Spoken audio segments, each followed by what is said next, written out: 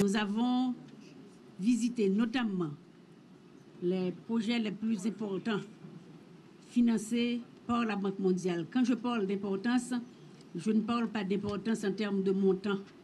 Je parle d'importance en termes d'amélioration de qualité de vie que ces projets ont pu apporter à la population haïtienne. Je parle du projet de réhabilitation du quartier de Delma 2, où beaucoup de voies de pénétration avant, qui étaient des corridors, disons, difficiles d'accès, qui sont maintenant, qui ont été élargis, agrandis et pavés.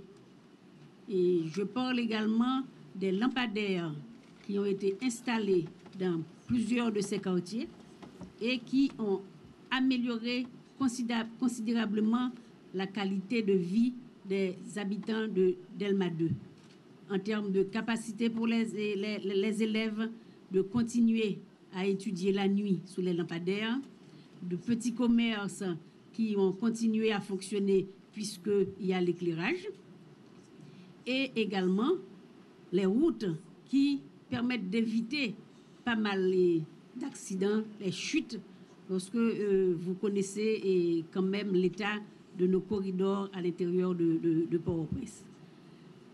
Nous avons visité également 2 projets très intéressants dans le département du Sud. Il s'agit du projet de captage d'eau et de traitement de l'eau dans la région de Simon, dans le sud, tout près des Cayes. Et la population a pu exprimer sa satisfaction pour avoir accès à l'eau potable, une eau qui est traitée et qui est contrôlée régulièrement pour vérifier la qualité de l'eau qui est distribuée à la population. En dernier lieu, nous avons visité un projet agricole qui a permis, je peux dire, de tripler le rendement agricole dans le village de Lévis. Triplement, non seulement en termes de quantité de production récoltée, mais également, quand on parle de beaucoup plus de production, beaucoup plus de récoltes, on parle également beaucoup plus de revenus pour les populations agricoles. Bien entendu, après avoir visité tous ces projets, nous nous sommes posé la question et nous sommes en train de réfléchir au niveau du gouvernement comment nous devons travailler pour que ces projets continuent à fonctionner à la fin de l'aide qui a permis leur mise en place. Les habitants de Simon doivent continuer à bénéficier de l'eau potable.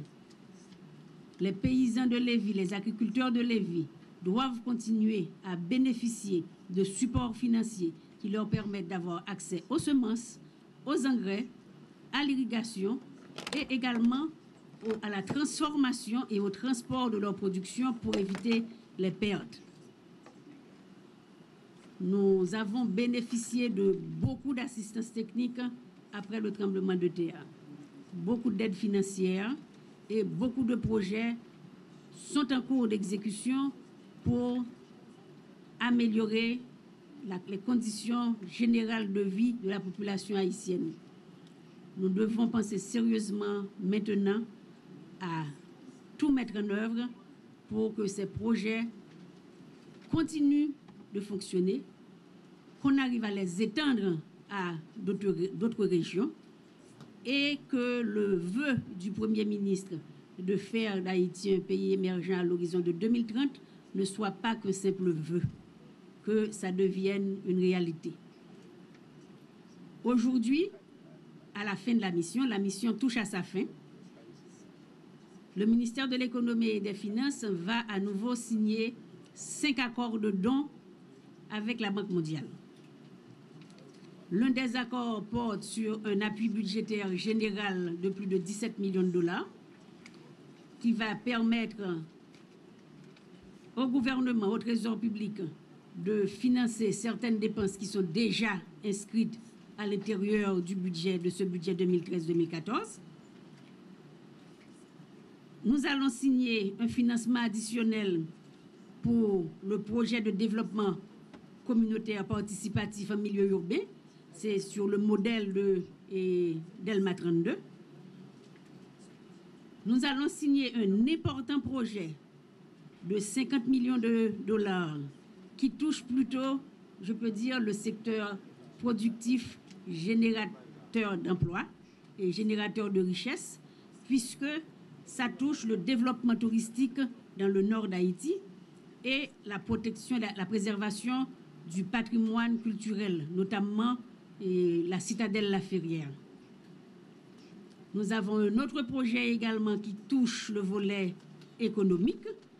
C'est le projet de développement régional de la boucle Saint-Artibonite pour également un montant de 50 millions de dollars.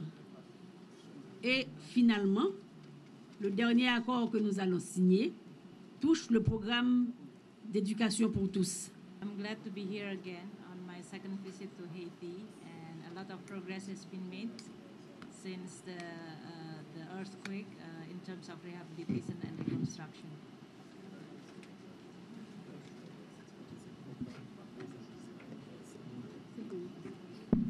Bonjour, je suis très contente de me retrouver ici. C'est ma deuxième visite et j'ai pu par moi-même voir les énormes progrès réalisés du parlementaire en termes de réhabilitation et de reconstruction.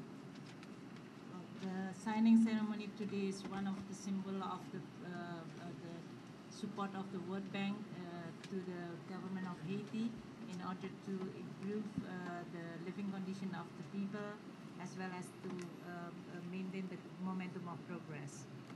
La signature de ces accords aujourd'hui témoigne du partenariat très fort qui existe entre l'État haïtien et la Banque mondiale, toujours dans l'esprit d'améliorer les conditions de vie et de faciliter les efforts de reconstruction en Haïti.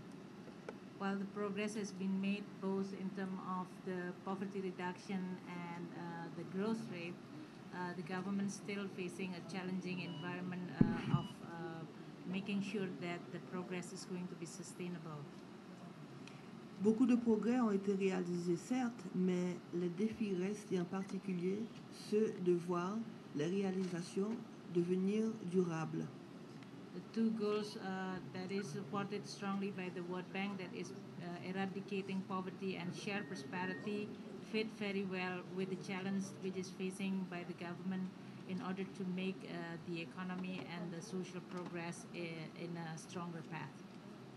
Les deux buts recherchés par la Banque mondiale, c'est surtout celui de l'éradication de la pauvreté et du partage de la prospérité.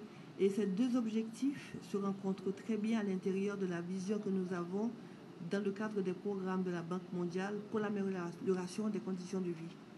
In order to do that, we are going to support the government in the effort to improve the public investment as well as access to the essential basic services, especially for the poor, as well as creating an economic opportunity for all.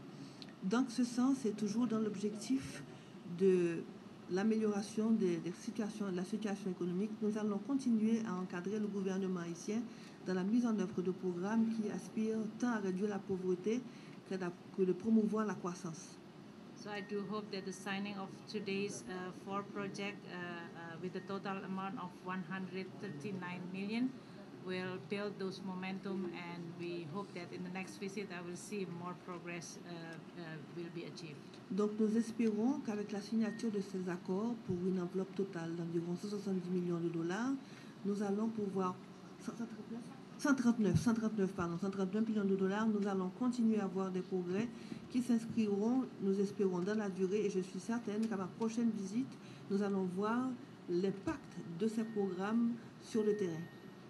Thank you very much. Merci à tous.